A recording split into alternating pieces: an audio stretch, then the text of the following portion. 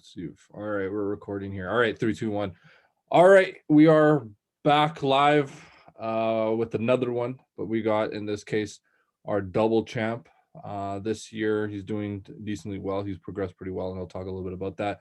We got Luke Penner in the building, also known as the Bubble Sons. I'll just ask you first. Talk a little bit about your team, your progression this year, and just how you're feeling leading up to the playoffs here.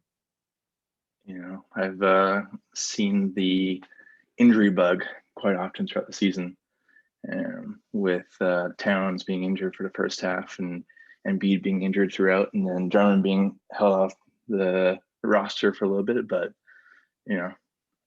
you can obviously tell when my injuries became less, my team started to skyrocket, and that's when they changed from the real Suns to the Bubble Suns. So make it an apt name change. How many games have you won now in a row? It's been like 5 or 6 now. Well, after today, I'll won 6 in a row, I think. So winning at the right time. But it's interesting. Like, obviously, the power rankings we've done every week, it sort of gives a better picture of how teams are doing rather than just wins. Just because if I win, but I played the second best team in the week, that second best team gets penalized just because I was a little bit better, even though they were better than the other 8 teams. But it's an interesting look. Obviously, Bell's number 8, so that's good. You're gonna see that being a big theme here in our league here. Everybody's shitting on Bell, but for obvious reasons here. So well, what do I have, like 16 minutes to shit on every single person in the league? So that's number 1. Let's go. Next person. Yeah, and then the other thing I think we had talked about was your being a huge beneficiary on a lot of trades you've made. You've abused my trade. You've abused that. Definitely killed me on that trade. But talk a little bit about your trades and how they've benefited you to this day and age. Yeah, well, I mean, your trade, like, I've actually gone through all the stats, and I was doing it beforehand when I made the trades. But like, with your trade, obviously you got the best player in Tobias, but then I got the next best players, 2, 3, 4. And I mean, you dropped Herder today, so obviously that trade didn't benefit you too much. But I think Jamal Murray hit it good right after you traded him. He went straight to the bubble Murray. He went to a bubble Murray right after he had that 2-point game or 4-point game. I was like, fuck this guy. Legit. Exactly. Yeah. Well, in the next trade, like Aiden, obviously Suns guy, but underperforming throughout the year. I'm getting rid of deadweight and Markkinen, so I think I've won that trade as well, just because I've got more time with him and he's getting me stats that I was desperately in need of. And then obviously the last trade with Luke, obviously he thinks he won last week, but looking at the stats, Edwards and Porzingis are pretty even in terms of games and stats, and Gallinari's better than Bogdanovic right now. Right. We'll see with his new team if he changes, but we'll say for fairness, it's a tie. That's pretty classic. Even though we know I won. But yeah, fair enough. For viewers that don't actually know, Luke is actually responsible for all the analytics in the show that I do with the power rankings. So I make sure to give him the shout out, Luke Penner Power Rankings, because he's an analytic man. So oftentimes, he's usually on top with those analytics, and he knows where he is.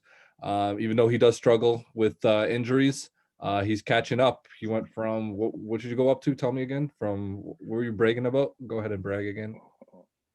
I was 10th place, and I've gone from 10th to 4th after today in the last 5 weeks or something like that, 6 weeks. So yeah, I was worried about doing the punishment. Yeah, and one more win gets you somewhere too as well. I think 2nd or 3rd, which is what I wanted to share actually right now is my screen here, just to show you the standings if I can get it. You should be able to see my desktop. Let's see if you can. Let's see if I can pull up. Can you see my standings here? Because you can see my screen. All right. Yeah. So these are the live standings. So for us now, the last standings you saw were just before the midpoint of our matchup this week. But the matchup, presumably, I think everybody that's winning will win at the end today. So as it is, maybe we'll just start from the bottom up. We have Mina, who is guaranteed to do the bet. There is no fight anymore. So he will be doing the bet, uh, whether that's him providing drinks for us, uh, or he's going to be doing the photo shoot. That's his decision. We have Simrad in ninth place. I think pretty commendable considering it's his first year with us. Most times, first person or the person that comes in, or one of the two, is usually doing the bet. But he fought pretty valiantly this year, so I'd give him a lot of respect. And he almost did, have a chance to make the playoffs, but he had to win this week. Number 8, we have a Bell. Took a loss to me, big loss to me. Francis at number 7.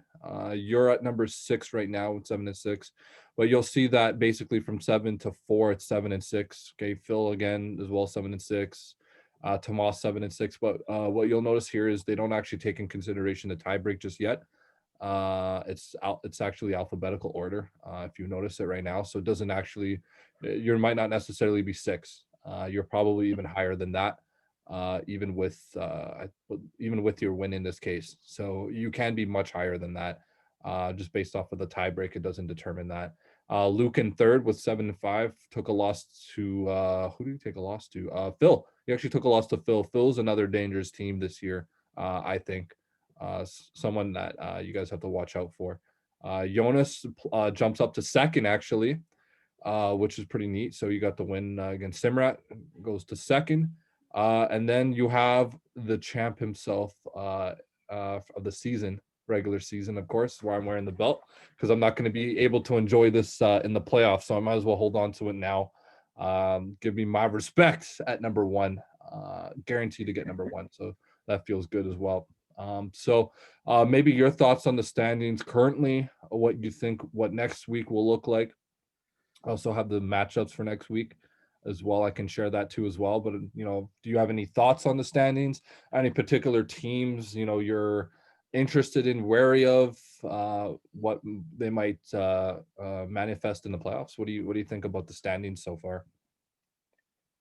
Yeah, well, I think this year I think it's been quite interesting because COVID and bigger injuries have sort of made this league a bit more even than some years. Like some years there's like a distinct bottom 7 and a distinct top 4, Yeah. whereas this year, like you said, I think definitely 7 of the 8 playoff teams, if not all 8 playoff teams, could win. Oh, I mean, 100%, for sure. if a Bell has Curry playing in the playoffs, I wouldn't be Big game. surprised if you could pop off a win. But I mean, if I had to pick a team that I was worried about, you know, I think I'm thinking about France's team, but obviously I've beaten them twice this year. But also Phil, I think, is that second team, And I mean, people who think that they're not going to win, they're always a threat just because they have nothing to lose, right? So I mean, even if you say you might not win next week, you have a threat to win it all just because you're not bragging all the time and stressed about having to back it up. Right. For sure. Fair enough. Those are It's a good. fun Those are, game. yeah, very good points. I think we have very similar taste in who's going to be difficult. I do agree. Francis, we've talked about it already. Francis being a good one. Phil.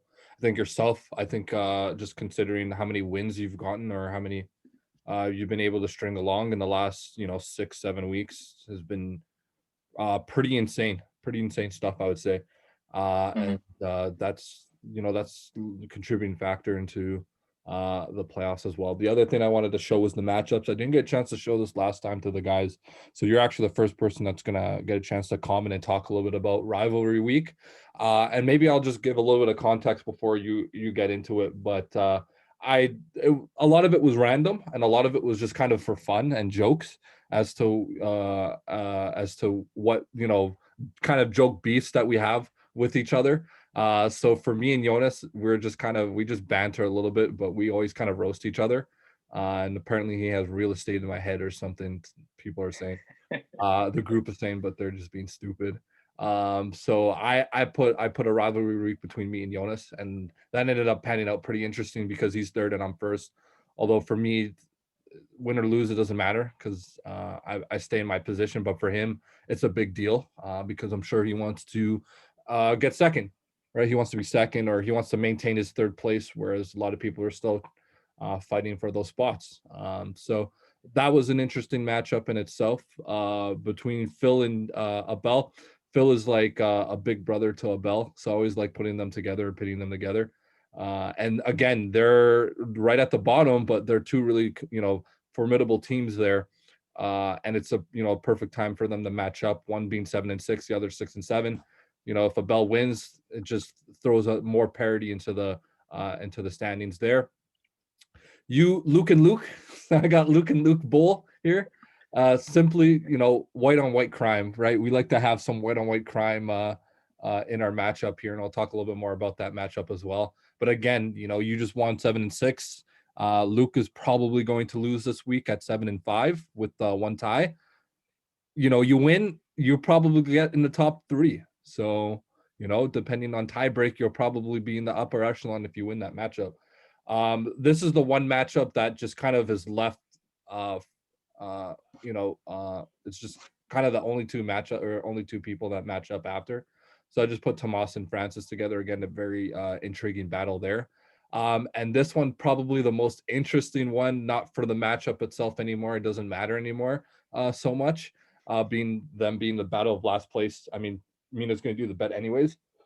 Excuse me. But Mina, it doesn't really matter. But Mina, it's an insider. But Mina took Simrat's shoes as he flew to England. So he took his shoes in his luggage. Simrat's like looking for his shoes, like where the hell is it? And Mina took a picture of it when he was in England. Well, I got him, so I pitted them together because there's beef there, but I didn't know, where they would end up being per se. So that's rivalry for you. I like doing rivalry week. It's just random, and sometimes you get a really interesting matchup like we do here. So I don't know if you have any thoughts on rivalry week, maybe your own matchup, the desperation, the importance of it. Where's your Yeah. head Well, with it's here? well, I think in this case it's really impactful because you have ninth and tenth playing each other, so it doesn't matter. So literally, three of those matchups could change. It could cause me to be as high as second or as low as eighth, potentially, or seventh, depending on what happens with the Bells matchup, right? Mhm. And I mean, the reality of it is it can impact, whether two really good teams play each other in the first round or if, the two best teams play each other in the finals. I think with my matchup, it's safe to say a Luke will win. Just whether or not you do the correct spelling or not is what will matter. But I think it'll be interesting. I think all the teams, like if you look at it and you said, I definitely know who's going to win, I would say you're lying for the Right. most. For the most, I think it really just depends on injuries at this point. Will I have Embiid this week? Will I not? Will Curry come back? Will he not? Right. For you, will Davis Bertans return or not? Who knows? The big questions, man. Those are some big questions. Yeah, fuck Davis Bertans too as well.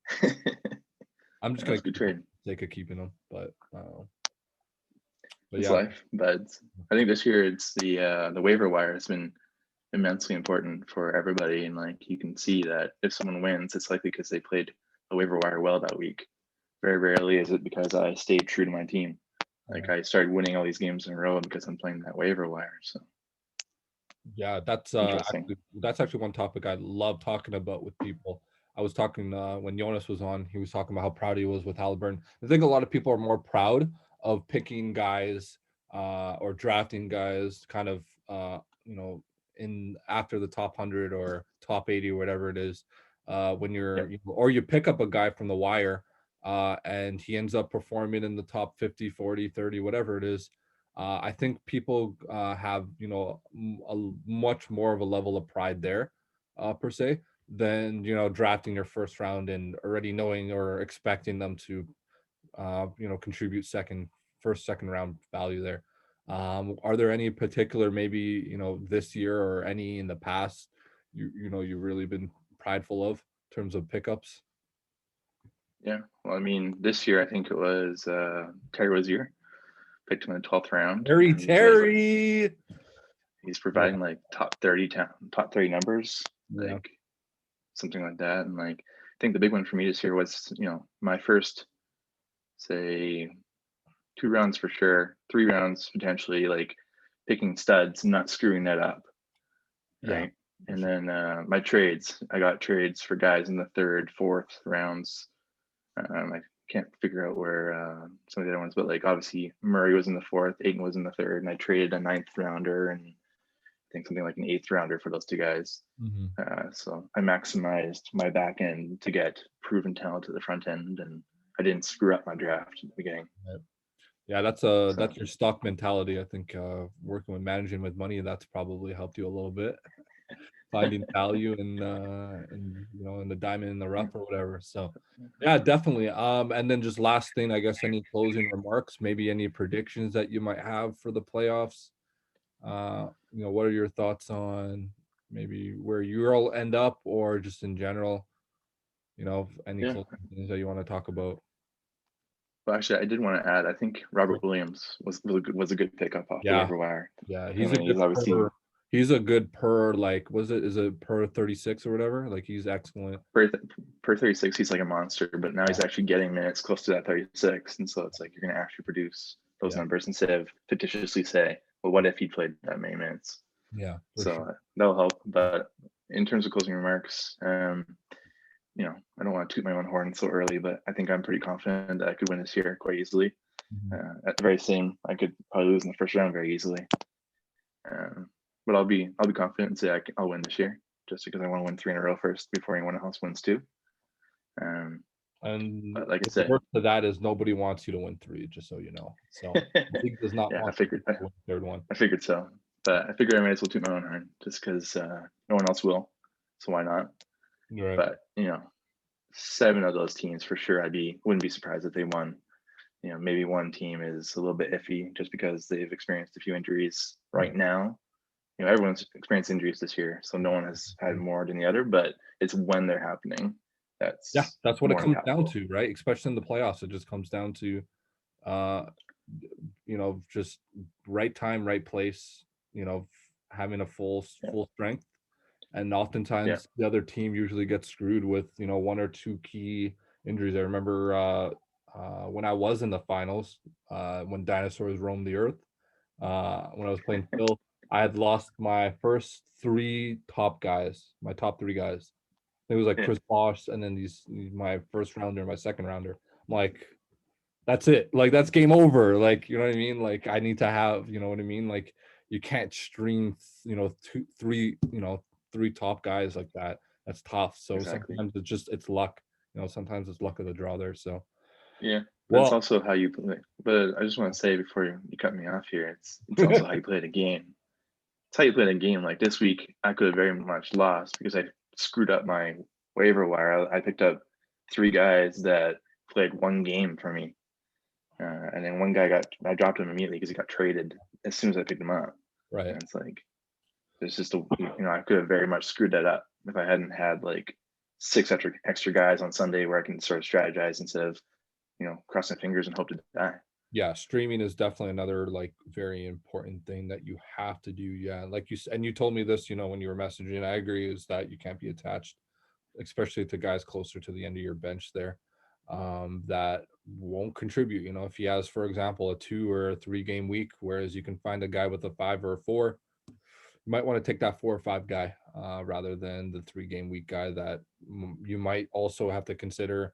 Is it a full game week? And is he even playing on your full game week? If he's not, you really got to think about, other potential guys in that case. That's my little hint for some guys in this league. So, don't roast Well, me for not helping you guys out here. So, it's for I know for me it's you don't want to be the guy that drops him and then he just blows up because someone else picked him up. yeah, sure. And that's you're playing your heartstrings at that point because if you think with numbers, it's an obvious drop, and if he does well, great. but the majority of the time they don't continue to do well. They just continue doing what you were thinking they were doing in the first place. Exactly. Yes. And a lot of people So fantasize over that stuff. So, anyways, I'd like to thank our double champ here. Hopefully not third champ, but we'll keep him at double champ for now. Best of luck in the playoffs for you. We'll keep the league, or we'll keep the YouTube channel updated on our progress throughout the weeks. We'll probably do this. We'll have to do this again sometime. Maybe we'll interview you if you do become the future champ. Who knows, right? So talk we'll leave about my off. destruction of this league. I hope not. We'll leave off there for tonight. Enjoy the video, and we'll see you soon. Peace. 3P, baby.